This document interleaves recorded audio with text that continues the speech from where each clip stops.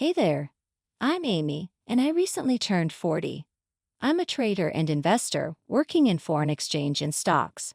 My career is going well, and I can say I'm quite wealthy. I was born with a chronic illness. It's not life-threatening, but I can't overexert myself, and doctors have advised me against having children due to the risks involved. My parents never hid this from me. From a young age, I've faced my illness head-on, with my parents raising me to live with this awareness. My father, who worked at a securities company, taught me about stocks, which now helps me in my career. My husband's name is Tom, 30 years old. He's 10 years younger than me, and we've been married for 2 years. Our meeting started when Tom came to work as a waiter at my regular restaurant. I thought he was handsome, but it was just a customer-staff relationship. Somehow, he grew fond of me, and we went from friends to lovers, and before I knew it, we were considering marriage. I thought I couldn't go on like this. After all, I have a body that shouldn't have children. Tom is still in his 20s. I can't let someone so young give up the possibility of having his own children just to marry me. I refused his proposal once, saying that. But then Tom said to me, "I proposed because I want to live with Amy. If I wanted children, I would have chosen someone else from the start. Or do you not trust me that much?" I was so happy I cried, and I decided to accept the proposal. Right after getting married, Tom started saying this: "I'll become a homemaker and take care of everything at home. I don't hate being a waiter, but it's easier for you to work, right? You know I'm good at cooking." Tom really is as good at cooking as he says. He had an interest in food and got into that field for that reason. Though he didn't work in the kitchen, he learned a lot by watching. The first time we really talked was about something like that. My brother works in a restaurant, and when I said he started his own place, Tom got really interested and we had a lively conversation at that time. Tom said he wanted to own a business someday, so he was eager to hear stories, his eyes sparkling. When I saw those eyes, I thought he was great. But when I asked what he'd do about his dream if he became a homemaker, he replied like this: "Do you think you can't own a shop if you're a homemaker? Isn't that disrespectful to people who are full-time homemakers?" That's an old-fashioned idea. In today's world, besides, it's lonely being apart, right? I want to spend as much time with Amy as possible.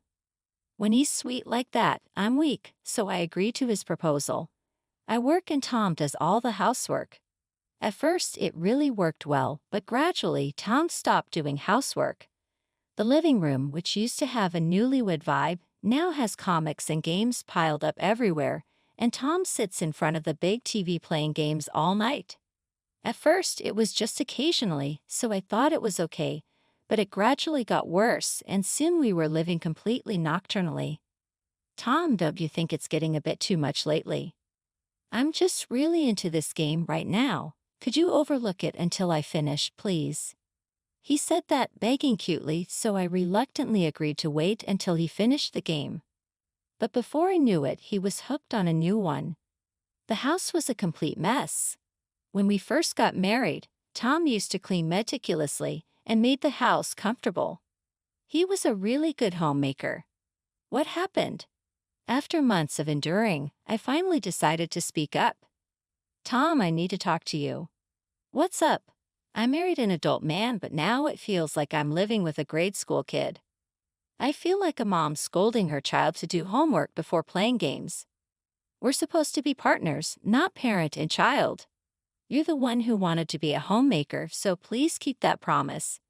It's not that I don't want you to play, but please finish your chores first." When I poured out my feelings, Tom thought for a bit and then said, "Okay, I got it. I was taking it too easy. I'll play after I've done the housework. I'll do it properly."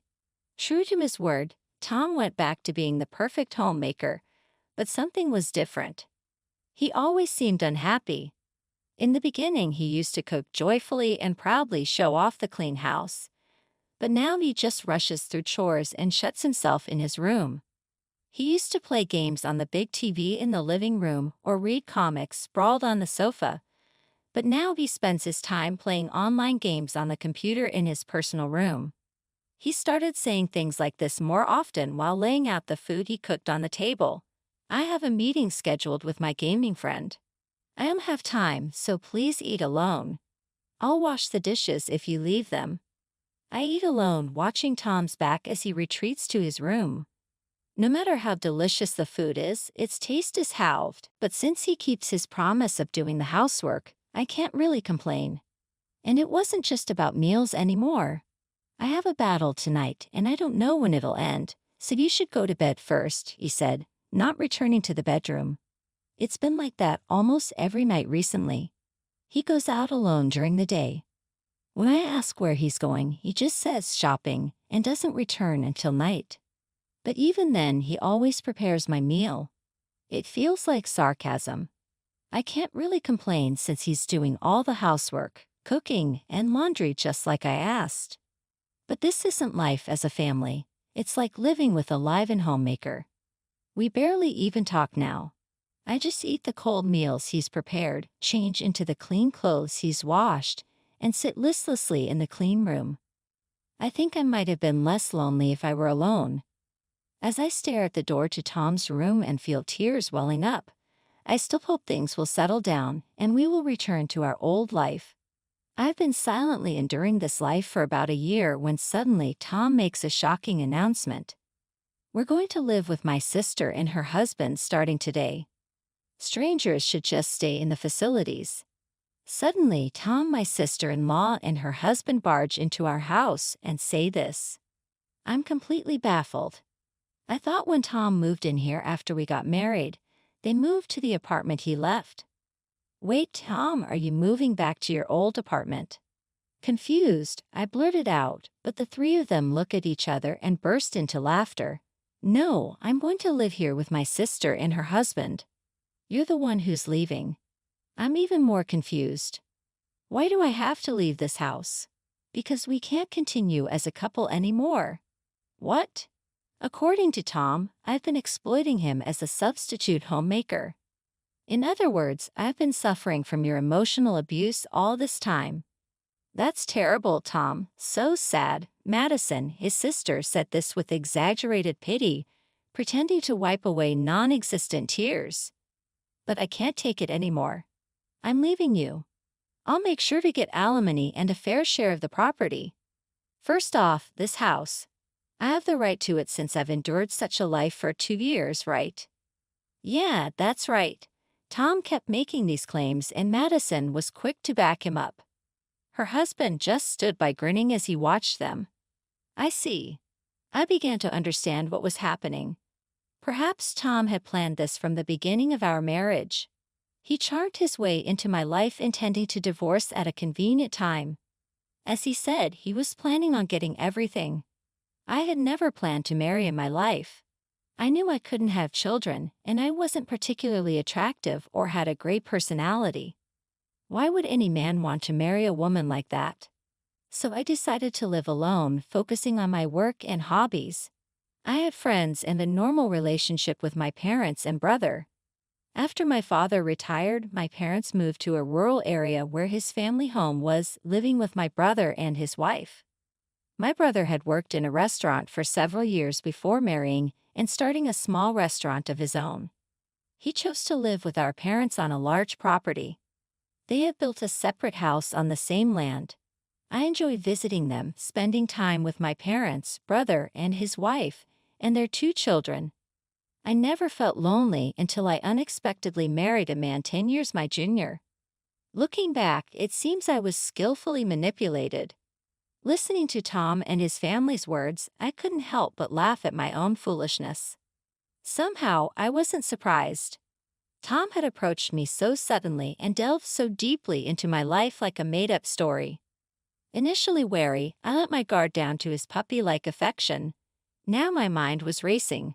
How could I turn the tables on them? How could I give them a taste of their own medicine? As a trader, my job was to read situations, anticipate the future, and steer things in a favorable direction. I had always won my bets, and I could handle this situation too. I had to. As I looked down, deep in thought, Tom and his family continued to hurl insults. Hey, why are you so quiet? Come on, start packing. Get ready to leave. Perhaps it was best to leave this house for now. All right, I'll leave, I said, packing only my essentials, some clothes, my laptop for work, and a few small items. Here, contact this and leave, Tom said, handing a business card, apparently a lawyer's contact information. I'll contact this lawyer and ask for the divorce process. I'll contact you if needed. With a smug smile, they watched me leave the apartment, my own property. I had a destination in mind. For now, I decided to go there and think things over. I knew they'd probably reach out soon enough, so I'd deal with the rest later. I left the apartment complex in my car and headed to my destination. After a good night's sleep, I felt refreshed. I woke up later than usual and had a leisurely brunch. The food here is always delicious. It had been over 2 years since my last visit, the first time since getting married. I sent a message to Tom via text message, informing him of my current whereabouts and that I'd contacted the lawyer to handle further communications. Almost immediately, I got a call from him. It was faster than I expected. What's this all about? Tom's voice was followed by Madison's shrieks in the background, though I couldn't make out what she was saying. What do you mean? Don't play dumb, where you are right now. So they reacted to my location. I was kicked out, so I came here. Was that wrong? That's not the point, Tom continued, his voice tinged with irritation. That's a members-only luxury resort, right? Why are you there? Well, because I'm a member here. I never heard about this. Well, of course, I never mentioned it. True to Tom's words, this place is quite a luxurious hotel, but it's not just any hotel. It's a high-end accommodation with lifelong care, essentially a luxury nursing facility. It even has an adjoining hospital. You can stay here like a regular hotel, or you can live here like a normal residence if you buy it. To become a resident, it's said to cost at least $4 million, which made quite a buzz in the media. That's probably why Tom looked it up after seeing the name and then called me. Why are you a member of a place like this? Because I paid for the rights here. Tom was making incomprehensible sounds over the phone. Someone said something about going to a facility, right? So I decided to live here. You can continue living in the house if you want. Just remember the rent is $6,800 a month. What? That's your house. Why rent? I decided to sell it. I had been thinking about it for a while, and it seems unlikely I'll live there again. I hadn't planned to marry, and I bought this place when it was built to ensure I wouldn't be a burden in my old age. I already owned the apartment I lived in until yesterday, but good facilities like this don't come up for sale often. I took the plunge. I intended to move here when I got older. It's a bit far from the city center, a bit too early for retirement, so I used it as a vacation home, coming here occasionally for a break. I kept it a secret from almost everyone. Only my accountant and lawyer knew about it. Give me that place too, Tom suddenly demanded. It's for my alimony. I'll take that too, or better yet, give that back and I'll live there. That's a very convenient statement. His sense of entitlement was astonishing. I have no intention of giving it to you. From now on, please communicate through the lawyer. You have the contact information. Goodbye. I hung up the phone and turned it off. Perhaps a visit to the spa to soothe not just yesterday's fatigue. The exhaustion of the past 2 years would be good. Surprisingly, the next day Tom and Madison's family showed up at the hotel. Tom insisted at the front desk that he had a right to enter as a family. I had requested no unauthorized visitors, and the facility wouldn't just let in guests uninvited. It's a really well-managed place. I considered ignoring them but didn't want to cause the staff any trouble. Reluctantly, I agreed to meet them in the hotel lobby, where there were other people around and the concierge close by for assistance if needed. When I asked Tom what he wanted, he gave me a charming smile and said, "Amy, you're really something keeping a place like this hidden. Why didn't you tell me about it?" "Yeah, why did you keep it a secret?" Madison chimed in, mirroring Tom's expression. Seeing them together like this, they really did resemble each other, both in appearance and pettiness. We're not related anymore, so I don't need to tell you anything. Please leave, you're bothering me. We're still married. We were. I told Tom that our divorce process has started, so you and I are no longer connected in any way. Why did you do it on your own? Why? He was the one who initially asked for divorce from me. Don't worry. Divorced couples can remarry, so just reapply. So that's it, Tom said, with Madison echoing some half-baked legal knowledge she picked up. I refuse, I said curtly, standing up and ignoring their attempts to follow as I headed back to my room. The concierges at the facility stopped them. I won't give up. I'll come every day to show you how much I love you. You are so cruel. I returned to my room, tired of their theatrics, and immediately contacted my lawyer to take action. This was more urgent than I had anticipated. I never thought I'd be doing something like this. Just yesterday, I was proactive as expected. Tom and his family started showing up at the facility every day, waiting for me in the lobby. Even after my lawyer issued a restraining order, they resorted to shocking tactics. I was deceived into marrying Amy.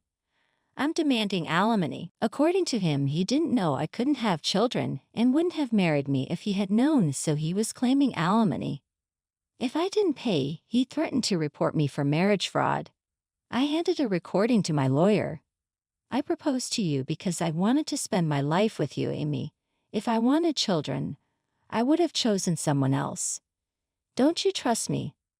The recording captured Tom's words when he proposed to me, preserved in perfect clarity. Tom was furious about the recording's existence, but it was simply due to my cautious nature. You never know what might happen in this world, so I've made a habit to record potentially significant moments. It was just a habit. I trusted Tom would listen to this recording alone, reminiscing about the feelings of that time. Little did I know it would come in handy like this. Tom then claimed that after we married, he was forced to quit his job and do housework, accusing me of emotional abuse and demanding alimony. If I refused, he threatened to report me for coercion. I submitted another piece of data in response. I'll take care of all the household chores. I don't hate being a waiter, but it's easier for Amy to work, right? You know I'm good at cooking. It was a recording of Tom declaring he'd become a homemaker. Next, Tom demanded compensation for the emotional distress caused by the recordings, threatening to report me for illegal surveillance. Unfortunately for him, there's no such specific crime. Legal issues arise if the information gained from such surveillance is used to harm someone or if there's a break-in to install devices, but the act of recording itself is not a punishable offense. Frustrated by his failures, Tom finally demanded alimony for the divorce itself, but he was the one who initiated it without any valid reason, even presenting me with a lawyer's contact information. Of course, I also had that conversation recorded. My lawyer explained that if anything, Tom should be the one paying alimony based on the entire situation. In the end, Tom tearfully begged for at least a share of the property division. I agreed to his request. I'll have the property appraised and the numbers calculated. Please vacate the apartment until then. We'll meet at the lawyer's office once everything is ready. They left quickly, allowing me to sell all the furnishings in the apartment and put it up for sale as I had planned. Due to rising property values in the area, it sold for more than I expected. When Tom and his family saw the total value of my assets, which amounted to several $billion, they were ecstatic. So I get half of this, right? Certainly not. This was simply the total of the wealth I had accumulated on my own. When the lawyer handed over a document that calculated Tom's share, he turned red and became angry. Why? Why is my share zero? The lawyer presented Tom with documents showing he was entitled to nothing. Most of my assets were acquired before our marriage, and he had no claim to them. For the income earned during our marriage, after deducting living expenses, necessary costs, and the alimony I demanded, he actually owed more than he was entitled to. Why do I have to pay alimony? The lawyer explained, showing evidence Tom had been unfaithful, having an affair with a girl he met in an online game. He told her I was 10 years older with a chronic illness and he'd inherit all my wealth if something happened to me. The girl, not taking him seriously but enjoying the perks, agreed to testify in exchange for not being sued for alimony. And then Tom, you also said this. The recording played the testimony of the girl. The contents were as follows. Tom had told her that having children could be life-threatening for me. He planned to cry and beg her to have his child if it came down to it, believing I would do it if I felt it was life or death. She testified that he said all this while laughing. You should be grateful I'm not pressing charges. Your cooking was good and you gave me some entertaining dreams, so let's call it even. I won't ask for anything more. Tom hung his head, accepting everything. Thus my brief marriage ended in misfortune. I don't know, nor do I want to know, what happened to Tom and his sister's family afterward. As long as they never appear before me again, that's all I need. Pursuing them further would only bring me more misery. Though the experience left me with significant emotional damage, fortunately, I have plenty of money and time to heal. I embarked on a world cruise on a luxury liner, meeting various people from around the world, seeing different places, and enjoying my time. There were moments of romantic excitement, but I held back, recalling Tom's deceit. I'm not ready to go through that kind of hurt again. That's what I thought. Back in the States, I started a new life. I initially relaxed at the resort hotel, but soon grew bored. I'm only 40. I'm still young. Living with a younger Tom made me overly conscious of my age. During my year-long cruise, I met an 80-year-old woman who was still active and looking for new love. Why should I give up everything at half her age? Despite the unfortunate end, falling in love was enjoyable. Why should I let one bad experience dictate giving up on that possibility? That's how I felt. As I thought about this, my phone lit up with a message. It was from a man I met on the cruise. He was visiting my city and invited me for dinner. He was traveling with his high school-aged daughter. We got along well, exploring different ports together. Maybe having a daughter feels like this, I thought as I remembered our enjoyable time. I eagerly agreed to meet him, feeling a flutter of excitement in my heart. It felt like the start of a new